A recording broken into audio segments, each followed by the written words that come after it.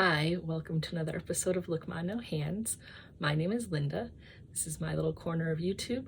If this is your first time here, welcome. I'm glad you decided to click on my video. And if you're a returning viewer, thank you for coming back again and again. I appreciate the support. Typically what I talk about is crocheting yarn, what I've been reading, what I've been watching. Occasionally, if I've been painting, I'll throw some of that in there, and every once in a while I do a segment where that I call Fancy Footwork, where I talk about how I've adapted different activities to do with my feet since I was born without arms. So this week you can see I'm wearing another Divine beanie. This one I made last winter.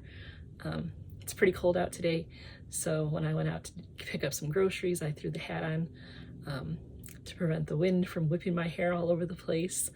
And then, since I had the hat on to go outside, I have to keep it on now for the rest of the day because I have hat hair, and I don't really want to walk around with hat hair. I'd much rather sport a stylish beanie than flat hair. So here it is. This week, what I've been stitching, what I've been working on is the striped hoodie from Evie Crochets. I've went down the rabbit hole. I was looking for a pattern to possibly make a hat and scarf for my dad because I had some yarn that I thought would make a nice hat scarf combo for him. It was kind of like a denim blue and kind of olivey green. So I thought that would be a nice little combination. And when I was looking for the pattern for a nice hat for men, I came across the hooded scarf. So what was supposed to be a hat for Dad became a hooded scarf for me. And yeah, I guess I'll have to find a different project to make up for Dad. So, and hopefully if I make something for him, he'll actually wear it. My dad has a really bad habit of kind of cherishing the gifts that we give him. We'll give him things and then he puts them away in like a safe place, as he calls, almost like a documentation of the gifts we give him. He doesn't seem to use them, even though we try to make sure we're getting him things that are practical and useful. I think it's kind of like his way of, for lack of a better word, treasuring the things we give him. I don't know. It's funny, ever since we were kids, when we give things to Dad, he oftentimes just puts them into the cupboard and leaves them there. So yeah, that's why I'm trying to find the perfect pattern, hoping that if I find just the right one, he'll actually put to use what I make for him. And then in addition to the hooded scarf that I was working on, I'm working on a hooded baby Afghan. I have no particular person in mind for this particular project.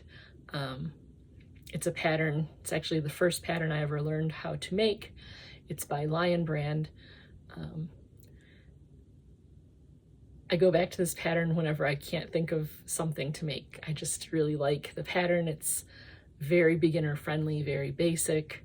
But even though it's a fairly basic pattern, it turns out really pretty. And I had some yarn that has been sitting around. It's kind of a boucle yarn, which is a little bit difficult to work with in certain patterns, but this one I know is a fairly forgiving and easy pattern to work. So I figured I would use this particular yarn for the blanket, and it's turning out really cute. It's a pink and purple striped pattern. The yarn is like a variegated yarn, so it looks really cute in this particular pattern. I don't know if I'm going to put the hood on it, even though I'm using the hook size recommended and the stitch count as the pattern is laid out. It's coming out a little bit bigger gauge than is listed in the pattern. So I'm not sure if I want to put the hood on it or maybe just make it a little bit longer instead of making it perfectly square, just make it almost like a crib-sized blanket. But whatever it becomes, it's going to be cool because I really like the striping effect of the yarn.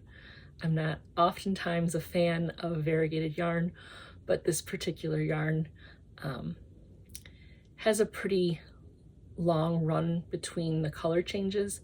So as long as I don't make the pattern too wide, the stripes come out fairly even.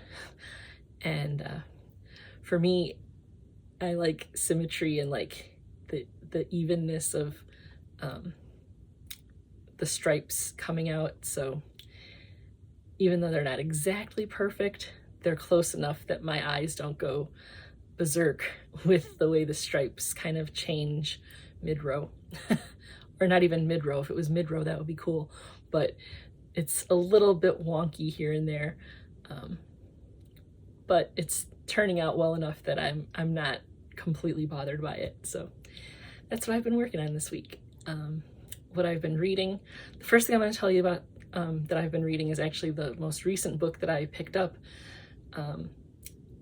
I thought I would be a good student of literature and pick up Wuthering Heights by Emily Bronte and give it a go, since I was supposed to read it in high school and got part of the way through it and just was like, I cannot do this. And apparently I cannot do this. I thought maybe if I listened to it, it would be better than trying to read it like I had to when I was in high school. And I was listening to it last night and a little bit this morning, and I just can't get through it. So part of why I thought I'd pick it up and give it another shot is because there's going to be a new theatrical release of Wuthering Heights that I'm pretty sure Mom and I are going to go watch. So I thought in preparation for the movie, I would read the book. And it seems that I'll just be going to see the movie because I don't know if it's the writing style or the theme. I'm not really sure what it is, but I just was having a very difficult time powering through it, and I like to enjoy what I'm reading, so yeah. That will definitely be one that will be permanently abandoned on my list of books that I need to read. That one's never going to get finished. But books that I did finish this week were The Lost Bookshop by Evie Woods, and the jury's still out on this one. I thought it was going to be like a really interesting book from the description, and I got about maybe a third of the way into it, and I was like, I don't really like this book. And I didn't want to, I hate not finishing books because I always think like, if I finish it, you know, if I read through to the end, maybe I'll find some redeeming quality of the book and I'll be able to justify having read the whole thing. And this book, I'm not really sure. This is also another reason why I thought I would read Wuthering Heights, because part of the storyline with this is includes discussion of Wuthering Heights and Emily Bronte and like all of that. So I thought, okay, I'll read the book because they're kind of like, you know, I want to see how this novel ties into how Wuthering Heights ties into this particular book, The Lost Bookshop. And yeah, that just, it didn't work. But anyways, back to The Lost Bookshop. It's a little bit more dark than I like to read. There's a lot of discussion of domestic violence and just things that when I read books, it's to escape all of the darkness and sadness of the real world. So with that being part of the storyline, it's just not my thing. I thought maybe the little bit of like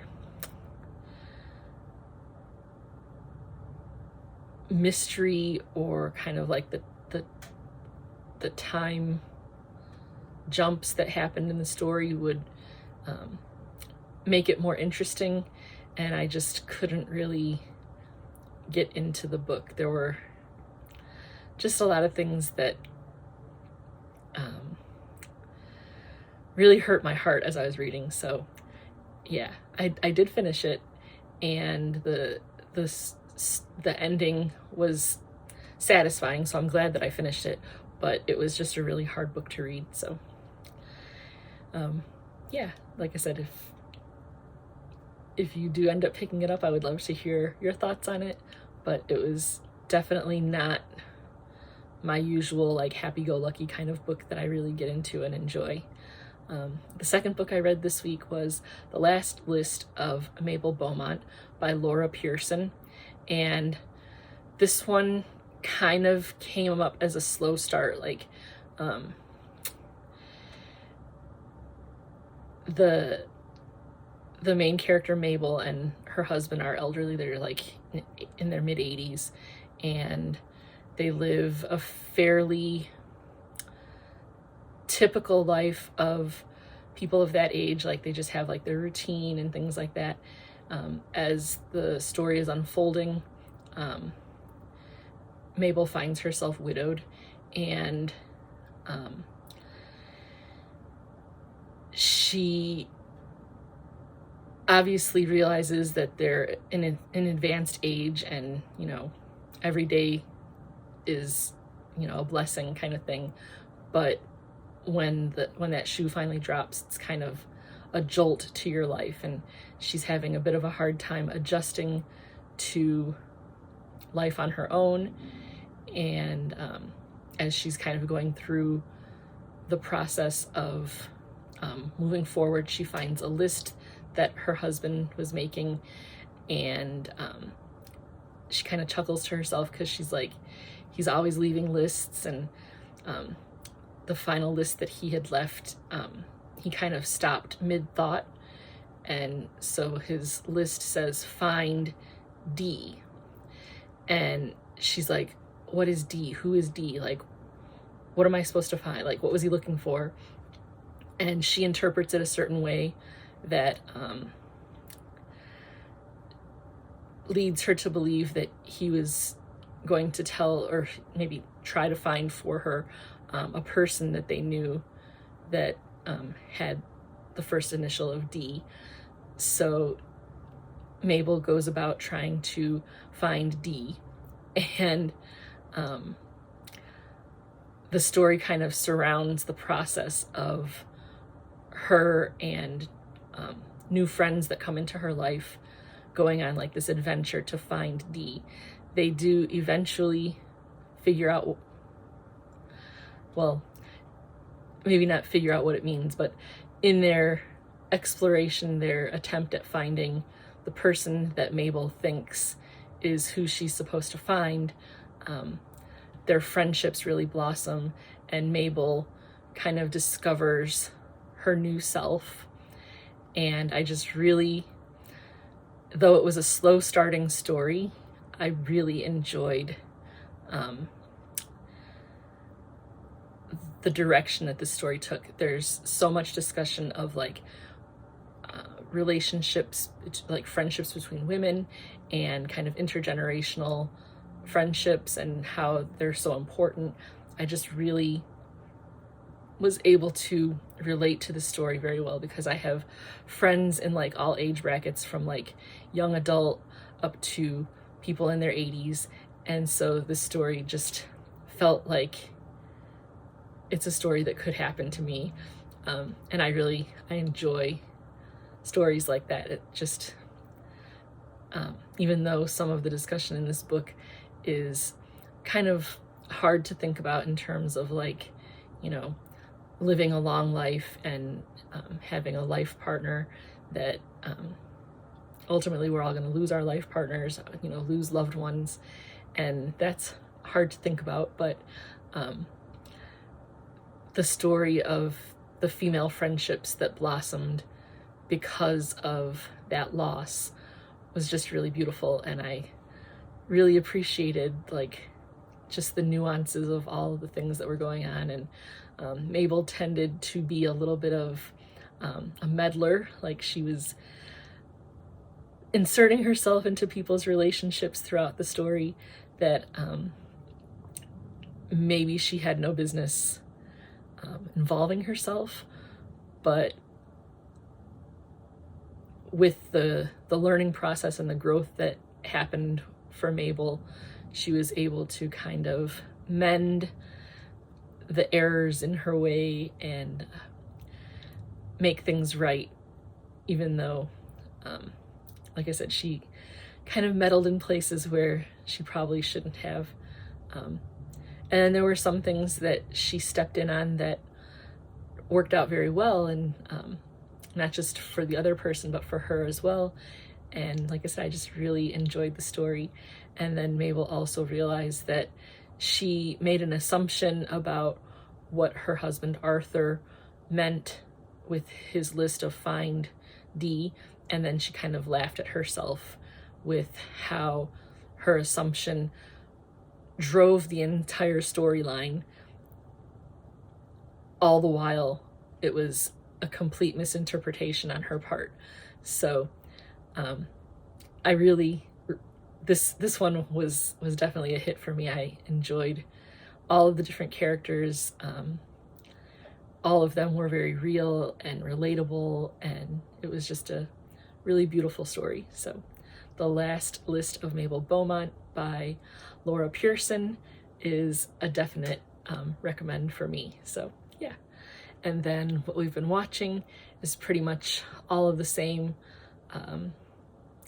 programs on ABC, General Hospital, and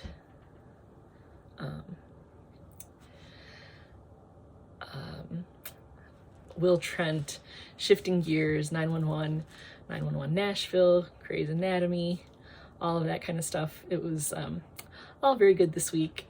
Tim and I really enjoyed doing all of that watching that we do. I'm going to plug in my battery here so that I don't have to start over. Hopefully I don't wobble the camera too much. But yeah.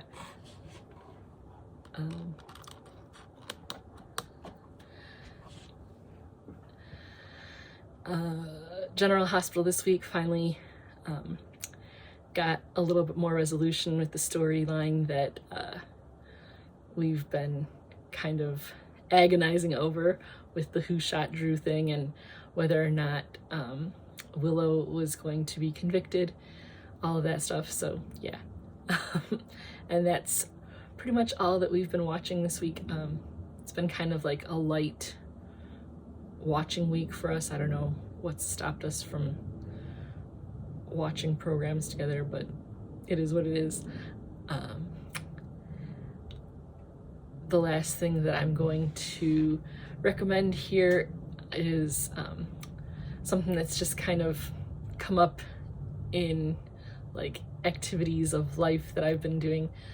Scrolling through the list of things available to borrow from Hoopla, I came across a new release from the musical artist Richard Marx, and in light of next month, with Valentine's Day coming up next month, I thought it would be cool to recommend this music because most of the songs on there are kind of like classic jazz and big band type of songs that are, I guess you could say, are kind of considered to be like romantic, like ballad type songs. And yeah, it was an interesting listen the other day when I downloaded it and took a listen to it. So I went over to Spotify to see if it was available there, and it is. So if that kind of music appeals to you, it's a definite recommend. He did some great covers of a lot of standard jazz songs. So yeah, that's pretty much all I have for you guys this week. Sunday, Bears versus Rams. Definitely going to be watching the game, and go Bears. We're hoping for a win. So I don't know if anybody else is into the NFL, football, sports, but that's what I'll be doing this weekend. So yeah, I'll hopefully come back next week and be getting excited for Super Bowl Sunday. All right, take care.